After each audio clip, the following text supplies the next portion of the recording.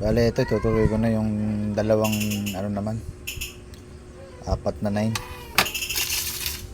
Lagay ko same lang to eh, magkamukha lang sila. Ayan, ganun nga, 4 na 9 din.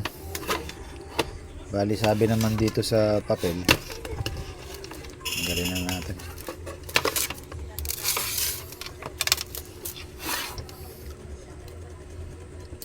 Mahinang tunog na papitik-pitik. Ay, papitik-pitik. Pitik-pitik lang. Mahina din yung output. Bali, palasin ko lang.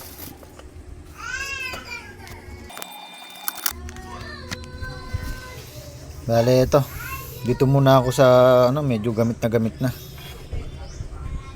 Ito muna ang re-repairing ko. Ito kasi bago lang eh. Lata naman sa pyesa, hindi pa nagamit. Ayan. Bali, testingin ko muna itong isa. Ito ang gagawin ko. Bali, ang loob niya ito. Sa physical naman, wala naman ako nakakitang sunog.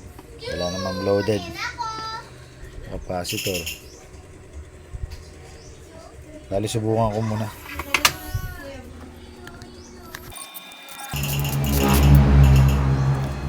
Bali, ito lumabas yung problema. Pag matagal-tagal palang ginagamit, pag matagal na palang ginagamit, ito na, ayaw niya nang dumiretso. Nawawala na siya ng tunog. Yung ayaw na dumiretso. Parang na siya shorted. Aray, mainit. Bali, mainit siya. Tingnan ko muna kung bakit siya ganun.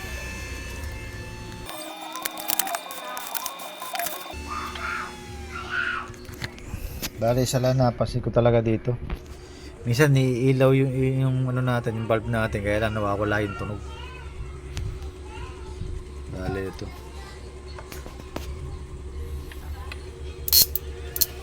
Ayan. Nawawala yung tunog, pero may ilaw. Tanggalin natin yung blower para marinig natin na mawawala yung tunog. Bali, ito. Yan o. Yan, meron. Tayin ko muna. Yan o. Ma-under, tas wala naman tunog. May ilaw siya.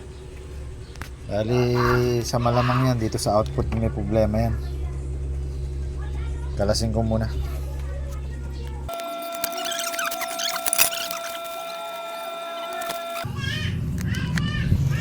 Bali, ito. Susubukan ko na lang munang palitan yung SCR saka yung DB3. Katapos gagawin ko ng dalawa yung SCR. Bali, isang SCR nito display lang. Ito. Nasa gawin taas ito. I-connect na rin natin yan. Gagawin natin yung dalawa na yung SCR. Tapos testingin ko kung magkakaganon pa. Kasi madalas ako nakaka-encounter ng ganon. Pinapalitan ko ng parehas to. Yung SCR nya saka yung DB3. Lahat naman ng pinalitan ko ng ganon, naging okay naman. So, i-apply ko siya dito kung pwede rin dito. Try ko muna ng lagyan.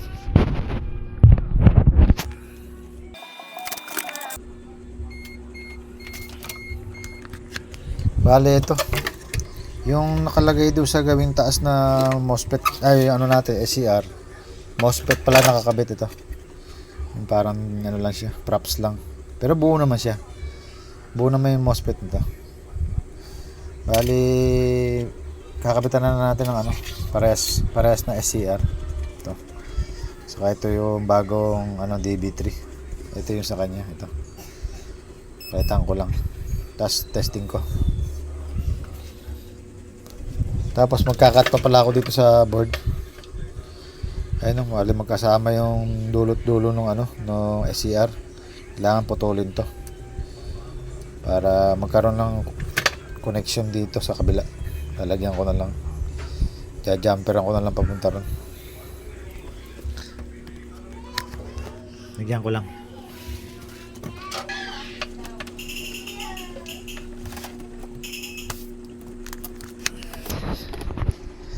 Bale, ito. Idugtong ko na. Sa gitna ng SCR natin, hindi na ako naglagay ng jumper. Dito na ako naglagay sa heatsink. Sa aluminum. Dito sa heatsink na to. Magkatugon na siya din sa gilid. Ito. Bale, testingin ko lang. Nagkabit naman na.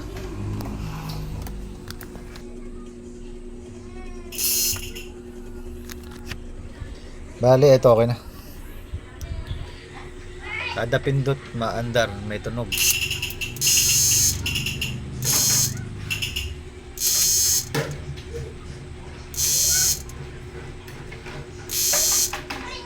Okay na siya. Bale, try ko lang i-loadan ng mataas.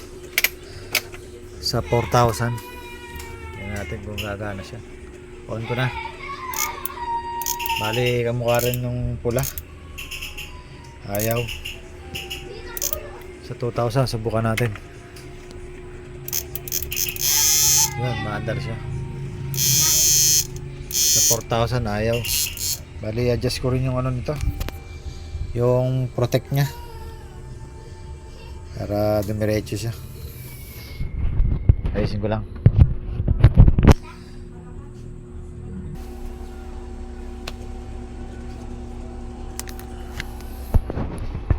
Bali, ito okay na. Ang haba na naging video, ikakat ko na lang to. Bali, nagpalit din ako ng ano, ng isang 450 volts 100 UF na ano, na capacitor. Medyo mahina yung spark niya eh. Hindi katulad ng dalawang ano, nakakabit ngayon. Tapos yung dalawang 1 UF, bali paras 1 UF to, pinalitan ko ng tag 2. Bali ang nakakabit na siya sa kanya ngayon 6 UF na. Naging 6 UF na to. Bali upgraded na yung ginawa dito ah. Nagdagdag ng ano SCR, nagpalit isang capacitor, nagdagdag ng dalawang ano 2 UF. Bali medyo low na yung baterya ko, charge ko lang sandali. Popost ko muna. Bali ito may konting charge na, pwede ko na siguro testing ito. Bali niload ko na yung 4,000 watts. Bali sagad na natin. Ayan. Sagad na. Okay, maandar na siya oh. Hindi na siya namamatay.